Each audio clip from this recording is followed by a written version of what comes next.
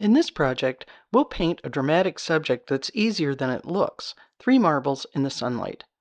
To begin this project, you should already know how to mix and apply vibrant, juicy color, how to mix 2 colors on your palette to get a desired intermediate color, how to dilute a color to the desired strength, and how to mix a neutral gray. If you need help with any of these topics, you may want to watch the lesson videos for the Spring Chickadee project. In this project, you'll learn about and practice the basics of painting shadows and highlights in watercolor, how to soften both wet and already dry edges. You'll get more practice in using your brush marks to make shapes instead of just coloring things in. You'll learn how to double load your brush for interesting color effects, more about dropping in color, and how to create a bloom intentionally. If this is your first time through the project, you'll want to watch the lesson videos Achieving Soft Edges in Watercolor and Introduction to Shadows and Highlights. For this project, you will need a 1/16 sheet of watercolor paper onto which you have transferred the template for the Marbles in the Sun project from our class page, taped to your support board. If you don't know how to do this, you can watch the video 3 Ways to Transfer a Drawing on our Introduction to Watercolor class webpage. You'll also need 1 or 2 scrap pieces of watercolor paper for testing your colors and practicing brush strokes, your angle shader brush, a facial tissue or paper towel, preferably without a texture stamped into it, such as Viva, and a pencil and kneaded eraser. In the Introduction to Shadows and Highlights video, we worked with opaque objects. Now we'll use those same skills to work with clear glass. Although it's a lot of fun to paint glass and really get into fine detail, it turns out we can create a very effective suggestion of glass with a simplified version. First, we'll make a gray sphere with a highlight. Since the marble is clear glass with light passing through it, it turns out it will be darker on the upper left with a soft transition to a much lighter or white area on the lower right. Then we'll add the cat eye shapes and a couple of small dark brush strokes to suggest some of the dark reflections in the glass. Then the shadow, and finally we'll learn how to lift off a little color to suggest a bit of glare on the upper surface of the marble. For the first step, we'll need a mid-value neutral gray. To paint the marble, first wet the paper inside the entire marble except the highlight. You may not be able to see exactly where my paper is wet in the video, but my goal is to have a uniform film of water on the entire surface of the marble except the highlight, without any other dry spots or puddles. Remember, if you wind up with too much water, blot your brush and drink up the excess.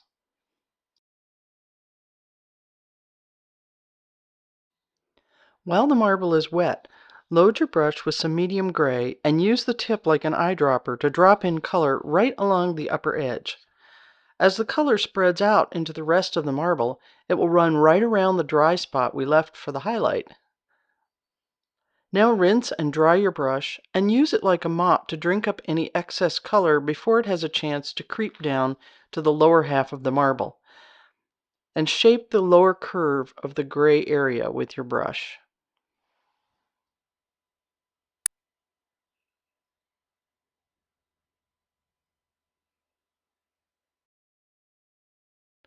Now repeat the process for one of the other 2 marbles.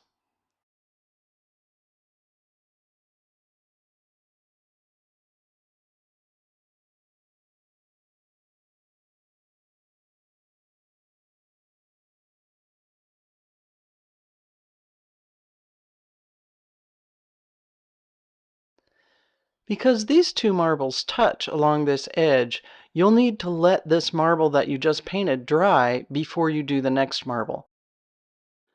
Let's set our marbles aside while we learn a new trick that will work well to suggest the cat eye ribbons of glass.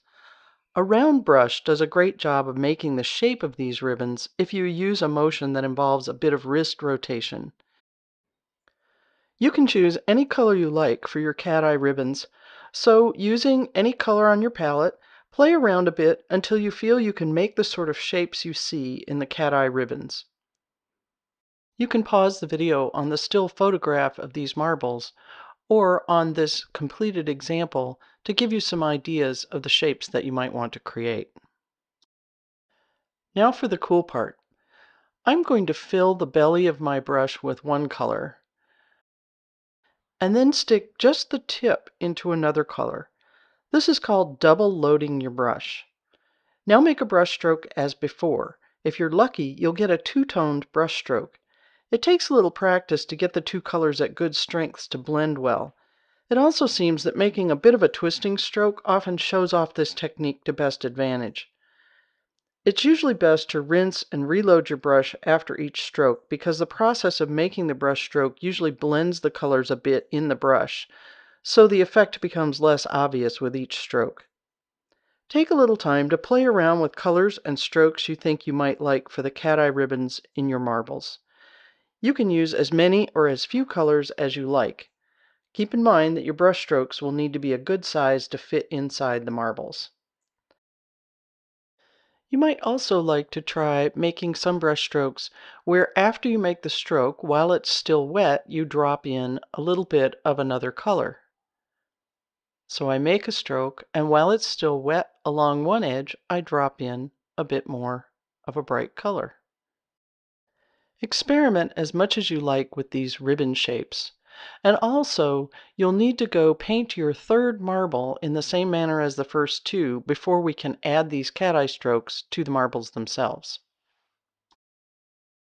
Once you've painted all three marbles and they're dry, you're ready to add your cat eye ribbons. Using whichever colors you've chosen, make a few cat eye ribbons in each of your marbles. Do your best to make each stroke and then leave it alone unless you're dropping in some color. Fight the temptation to go in and fix things, except that it's fine to rinse and blot your brush to drink up excess color if necessary.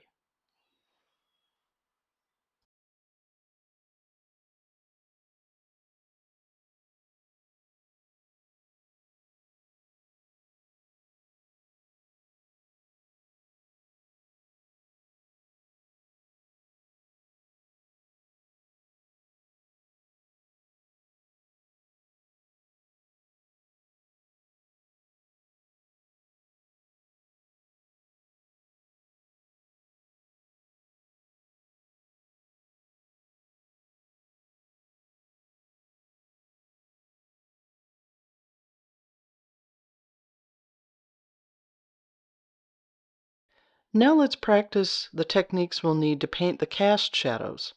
With most situations, you want to paint cast shadows as part of your initial wash on the object casting the shadow. We aren't going to do that for the marbles for two reasons. First, the marbles are clear glass which transmit light. The lower edge of the marbles is actually quite light and hard-edged, so we don't want the shadow color creeping up into this light area. Second, the center of the marble shadows has a bright spot of refracted light. The marbles act a bit like a lens to concentrate the transmitted light in the center. There are also little flecks of color from the cat eye ribbons in the lighter areas in the marble shadows. This might seem really hard, but watercolor makes it very easy and fun. Before we paint the shadows on our actual project, let's go over on a test sheet and practice. I'll just draw a rough oval to practice in. It doesn't have to be exactly like the one in the project. Now I'll wet the entire shadow shape, and then I'll drop in a dark gray only around the edges. I'm trying to judge the right amount of water and the right timing so that the dark gray will migrate a bit towards the middle, but not all the way. As you probably noticed in the lessons on shadows, the color often moves a fair amount right away and then continues to creep a bit more as it dries, so I try for a little less movement than I want at the end. After I've dropped in my gray, I rinse and dry my brush, load just the tip with a little of my cat eye color, and touch it in near the center.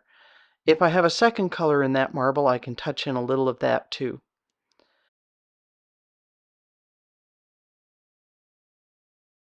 Let's try another one with a small variation. As before, I'll wet the entire area inside the shadow shape with clear water and drop in the darker gray around the outside edge. Then I rinse my brush and drop some clear water into just the center. This pushes the pigment back out a little bit, making what's called a bloom. So that you can see it better, I'm going to do a large version for you.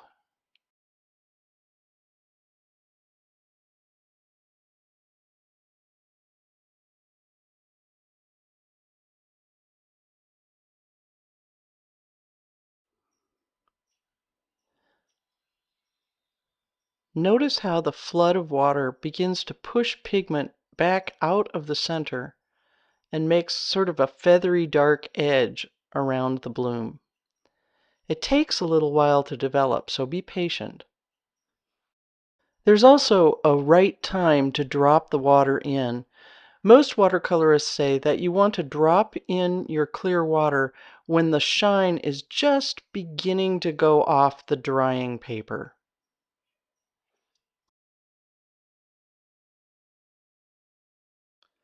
Practice on your test sheet as much as you like, and when you feel ready, go ahead and paint the shadows on your actual project. Don't expect that all your shadows will turn out exactly as you imagine. Wet and wet watercolor effects are unpredictable. You have to just work with what you're given.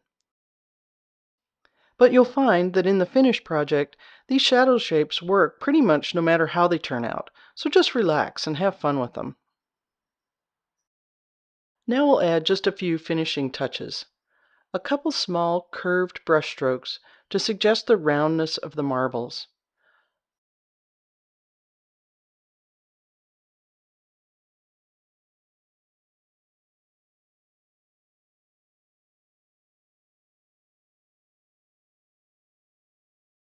A little curved stroke to deepen the base of each shadow. You can soften the edges of your cast shadows and the highlights with your angle shader. And finally, let's create a subtle suggestion of glare on the upper surface. First, let's practice on our test sheet. Find an area of dry color to practice on. Rinse and blot your brush and sweep it gently over the surface in a curve as though you were brushing the upper surface of the marble. Blot gently with a paper towel or tissue. If no color or not enough color lifted, you can repeat the process.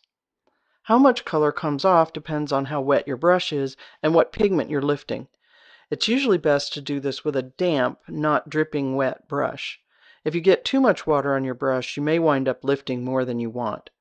For a subtle suggestion of glare, it's better to use a light touch and sneak up on it by lifting a little at a time. When you feel you have the idea, go ahead and lift a little off each marble in a curved shape, suggesting a little reflection or glare. And that's it. Isn't it amazing how easy that was?